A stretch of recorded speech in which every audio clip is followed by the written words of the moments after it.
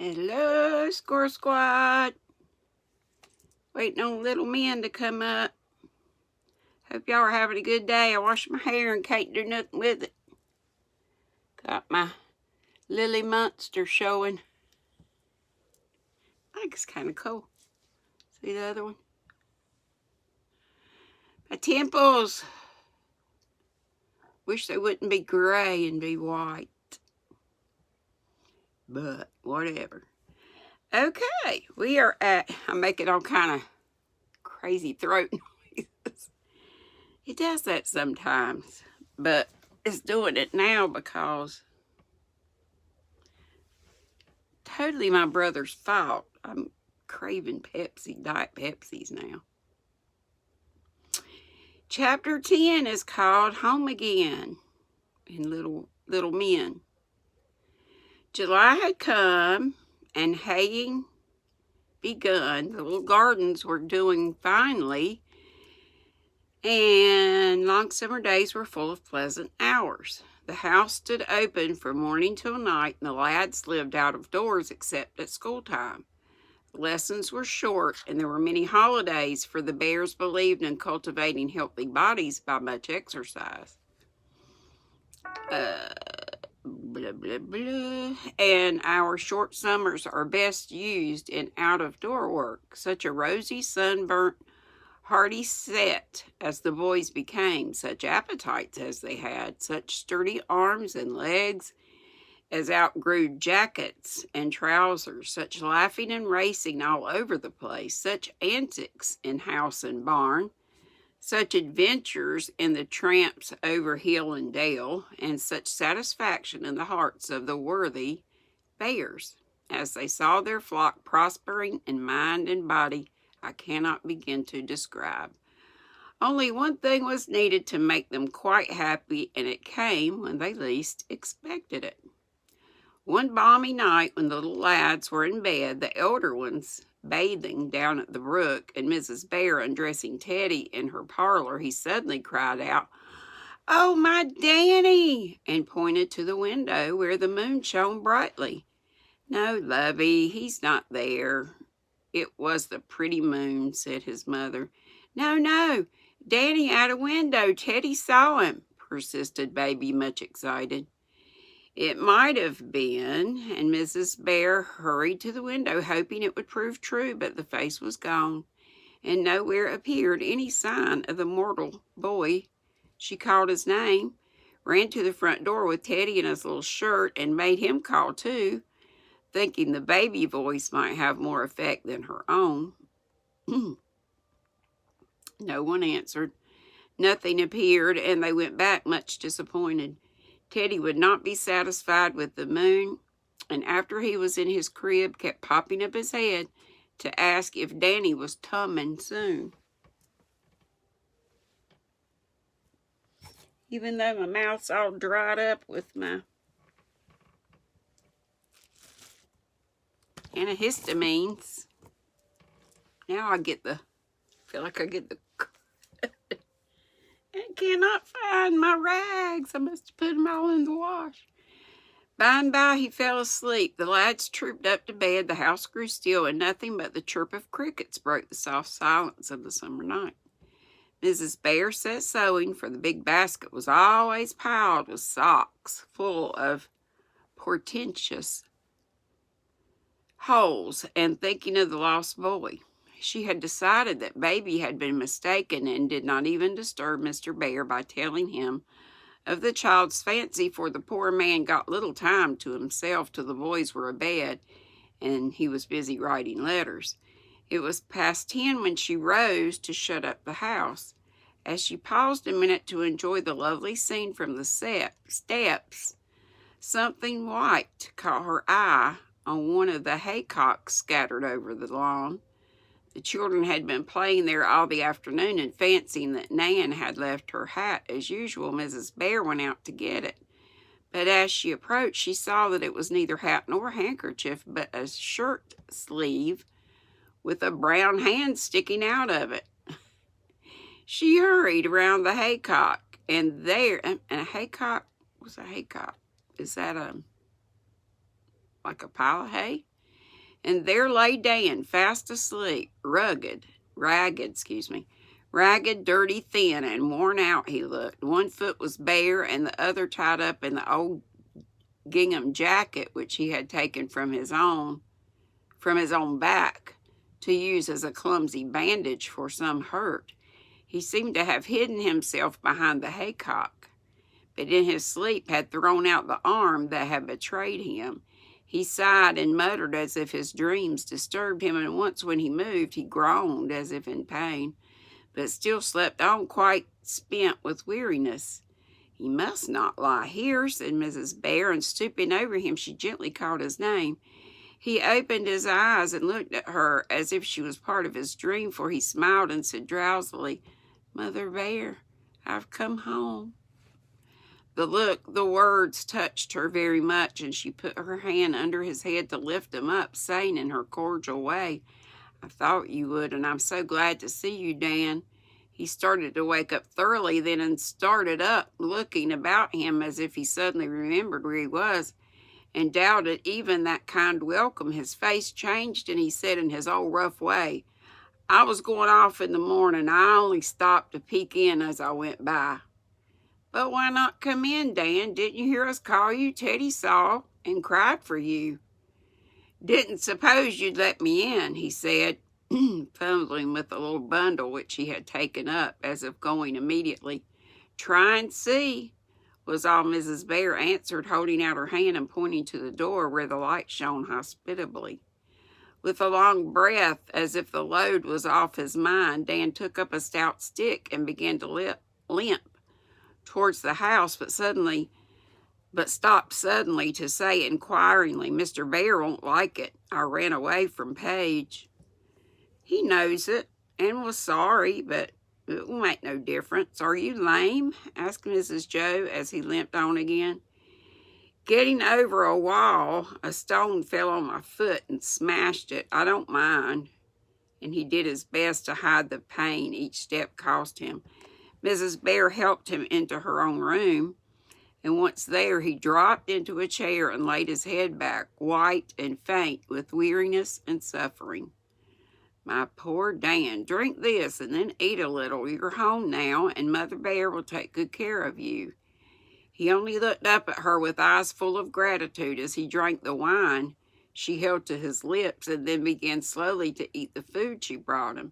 Each mouthful seemed to put heart into him, and presently he began to talk as if anxious to have her know all about him. "Where have you been, Dan?" she asked, beginning to get out some bandages. "I ran off more than a month ago. Page was good enough, but too strict. I didn't like it. So I cut away down the river with a man who was going in his boat. That's why they couldn't tell where I'd gone. I left the man. I worked for a couple weeks with a farmer, but I thrashed his boy, and the old man thrashed me, and I ran off again and walked here." "All the way?" "Yes, the man didn't pay me, and I wouldn't ask for it. Took it out and beaten the boy." And Dan laughed, yet looked ashamed, as he glanced at his ragged clothes and dirty hands. "How did you live? It was a long, long tramp for a boy like you." "Oh, I got on well enough till I hurt my foot. Folks gave me things to eat, and I slept in barns and tramped by day. I got lost trying to make a shortcut, or I'd have been here sooner." "But if you did not mean to come in and stay with us, what were you going to do?" "I thought I'd like to see Teddy again, and you. And then I was going back to my old work in the city, only I was so tired I went to sleep on the hay. I'd have gone in the morning if you hadn't found me. Are you sorry I did?" And Mrs. Joe looked at him with a half merry, half reproachful look as she knelt down to look at his wounded foot.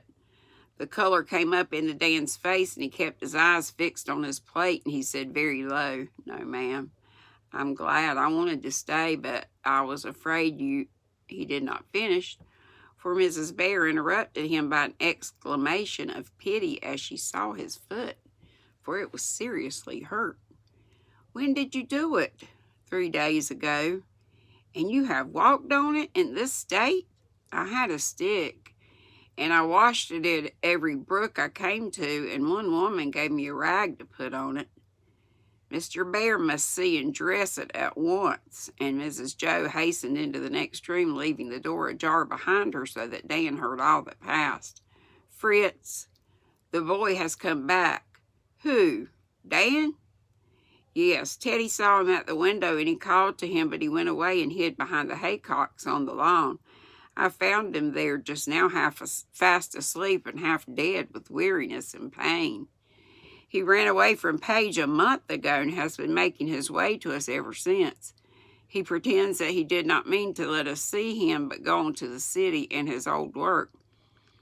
After a look at us, it is evident, however, that the thought of being taken in has led him here through everything, and there he is waiting to know if you will forgive and take him back. Did he say so? His eyes did, and when I waked him, he said like a lost child, Mother Bear, I've come home. I hadn't the heart to scold him, and just took him in like a poor little black sheep come back to the fold. I may keep him, Fritz. Sounds like she's asking to keep a puppy or a stray kitty cat. Sorry, my mouth. Woo! Mojave Desert.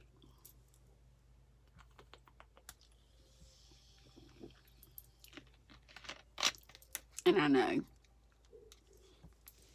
this dries it up too. So I'll get my cold coffee concoction. That probably is no good either. Excuse me, that'll make you burp. Of course you may. This proves to me that we have a hold on the boy's heart, and I would no more send him away now than I would my own Rob. Dan heard a soft little sound as if Mrs. Joe thanked her husband without words, and in the instant silence that followed, 2 great tears that had slowly gathered in the boy's eyes brimmed over and rolled down his dusty cheeks. No one saw them, for he brushed them hastily away. But in that little pause, I think Dan's oldest trust for these good people vanished forever. The soft spot in his heart was touched, and he felt an impetuous desire to prove himself worthy of the love and pity that was so patient and forgiving. He said nothing. He only wished the wish with all his might, resolved to try in his blind boyish way, and sealed his resolution with the tears which neither pain, fatigue, nor loneliness could wring from him. Come and see his foot. I'm afraid it's badly hurt, for he has kept on 3 days through heat and dust, with nothing but water and an old jacket to bind it up with. I tell you, Fritz, that boy's a brave lad and will make a fine man yet. I hope so for your sake, enthusiastic woman. Your faith deserves success. Now I will go and see your little Spartan. Where is he? In my room, but dear, you'll be very kind to him, no matter how gruff he seems. I'm sure that's the way to conquer him. He won't bear sternness nor much restraint, but a soft word and infinite patience will lead him as it used to lead me. As if you ever liked this little rat. As if you ever liked this little rascal, cried Mr. Bear, laughing, yet half angry at the idea. I was in spirit. Though I showed it in a different way, I seem to know by instinct how he feels, to understand what will win and touch him, and to sympathize with his temptations and faults. I am glad I do, for it will help me to help him. And if I can make a good man of this wild boy, it will be the best work of my life. God bless the work and help the worker. Mr. Bear spoke now as earnestly as she had done, and both came in together to find Dad's head down upon his arm as if he was quite overcome by sleep. But he looked up quickly and tried to rise as Mr. Bear said pleasantly, So you like Plumfield better than Paige's farm? Well, let us see if we can get on more comfortably this time than we did before. Thank you, sir, said Dan, trying not to be gruff and finding it easier than he expected. Now the foot.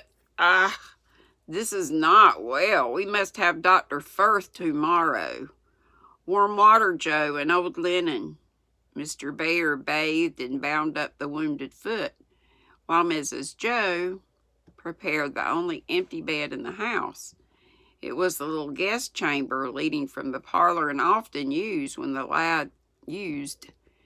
lads were poorly, for it saved Mrs. Joe from running up and down, and the invalids could see what was going on. When it was ready, Mr. Bear took the boy in his arms and carried him in, helped him undress, laid him on the little white bed, and left him with another handshake and a fatherly "Good night, my son."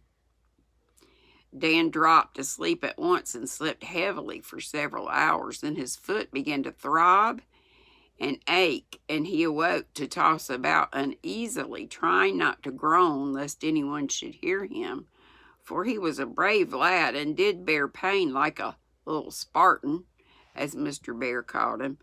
Mrs. Joe had a way of flitting toward the house about the house at night to shut the windows if the wind grew chilly, to draw mosquito curtains over Teddy, or look after Tommy, who occasionally waked in his sleep. The least noise waked her, and as she often heard imaginary robbers, cats, and conflagrations, the door stood open all about, so her quick ear caught the sound of Dan's little moans, and she was up in a minute. He was just giving his hot pillow a despairing thump when a light came glimmering through the hall, and Mrs. Joe crept in, looking like a droll ghost, with her hair in a great knob on top of her head and a long gray dressing gown trailing behind her. "Are you in pain, Dan?" "It's pretty bad, but I didn't mean to wake you." "I'm sort of an owl, always flying about at night. Yes, your foot is like fire." The bandages must be wet again, and away flapped the maternal owl for more cooling stuff and a great mug of ice water. "Oh, that's so nice," sighed Dan. The wet bandages went on again, and a long draught of water cooled his thirsty throat. "There now, sleep your best, and don't be frightened if you see me again, for I'll slip down by and by and give you another sprinkle." As she spoke, Mrs. Joe stooped to turn the pillow and smooth the bedclothes, when to her great surprise Dan put his arm around her neck, drew her face down to his, and kissed her with a broken "Thank you, ma'am," which said more than the most eloquent speech could have done, for the hasty kiss, the muttered words, meant "I'm sorry, and I will try." She understood it and accepted the unspoken confession, and did not spoil it by any token of surprise. She only remembered that he had no mother, kissed the brown cheek half hidden on the pillow as if ashamed of the little touch of tenderness, and left him saying what he long remembered: "You are my boy now, and if you choose, you can make me proud and glad to say so." Once again, just at dawn, she stole down to find him so fast asleep that he did not wake, and showed no sign of consciousness as she wet his foot, except the lines of pain smoothed themselves away and left his face quite peaceful. The day was Sunday, and the house so still that he never waked till near noon, and looking around him saw an eager little face peering in at the door. He held out his arms, and Teddy tore across the room to cast himself bodily upon the bed, shouting, "My Danny's tum!" As he hugged and wriggled with delight, Mrs. Bear appeared next, bringing breakfast, and never seeming to see how shamefaced Dan looked at the memory of the little scene last night. Teddy insisted on giving him his breakfast, and fed him like a baby, which, as he was not very hungry, Dan enjoyed very much. Then came the doctor, and the poor Spartan had a bad time of it, for some of the little bones in his foot were injured, and putting them to rights was such a painful job that Dan's lips were white, and great drops stood on his forehead, though he never cried out, and only held Mrs. Joe's hand so tight that it was red long afterwards. "You must keep this boy quiet for a week at least, and not let him put his foot to the ground. By that time I shall know whether he may hop a little with a crutch or stick to his bed for a while longer," said Dr. Firth, putting up the shining instruments that Dan did not like to see. "It will get well sometime, won't it?" he asked, looking alarmed at the word crutches. "I hope so," and with that the doctor departed, leaving Dan much depressed, for the loss of a foot is a dreadful calamity to an active boy. "Don't be troubled. I'm a famous nurse, and we will have you tramping about as well as ever in a month," said Mrs. Joe, taking a hopeful view of the case. But the fear of being lame haunted Dan, and even Teddy's caress did not cheer him up. So Mrs. Joe proposed that one or two of the boys should come in and pay him a little visit, and ask whom he would like to see. "Nat and Demi, I'd like my hat too. There's something in it I guess they'd like to see. I suppose you threw away my bundle of plunder," said Dan, looking rather anxious as he put the question. "No, I kept it, for I thought they must be treasures of some kind. You took such care of them," said Mrs. Joe, brought him his old straw hat stuck full of butterflies and beetles, and a handkerchief containing a collection of odd things picked up on his way: birds' eggs carefully done up in moss, curious shells and stones, bits of fungus, like moss probably, and several little crabs in a state of great indignation at their imprisonment. "Could I have something to put these fellers in? Mr. Hyde and I found them, and they are first-rate ones. So I'd like to keep and watch 'em, can I?" asked Dan, forgetting his foot and laughing to see the crabs go sidling and backing over the bed. "Of course you can. Polly's old cage will be just the thing. Don't let them nip Teddy's toes while I get it." And away went Mrs. Joe, leaving Dan overjoyed to find that his treasures were not considered rubbish and thrown away. Nat, Demi, and the cage arrived together, and the crabs were settled in their new house, to the great delight of the boys, who, in the excitement of the performance, forgot any awkwardness they might otherwise have felt in greeting the runaway. To these admiring listeners, Dan related his adventures much more fully than he had done to the bears. Then he displayed his plunder and described each article so well that Mrs. Joe, who had retired to the next room to leave them free, was surprised and interested as well as amused at their boyish chatter. How much the lad knows of these things, how absorbed he is in them, and what a mercy it is just now, for he cares so little for books it would be hard to amuse him while he's laid up. But the boys can supply him with beetles and stones to any extent, and I'm glad to find out this taste of his. It's a good one, and may perhaps prove the making of him. If he should turn out a great naturalist, and Nat a musician, I should have cause to be proud of this year's work," said Mrs. Joe. And Mrs. Joe sat smiling over her book as she built castles in the air, just as she used to do when a girl, only then they were for herself, and now they were for other people, which is the reason, perhaps, that some of them came to pass in reality, for charity is an excellent foundation to build anything upon. Whew. Let me mark this right there, guys, because I am just dried up. Let me look, and I'll see that I'm right here at the end. Come on. Okay, Nat was most interested in the adventures. All right.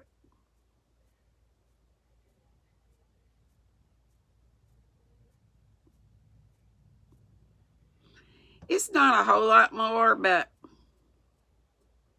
more than I can get to today, so we'll save it for tomorrow. Be sweet, don't be ugly. Love ya. Bye-bye.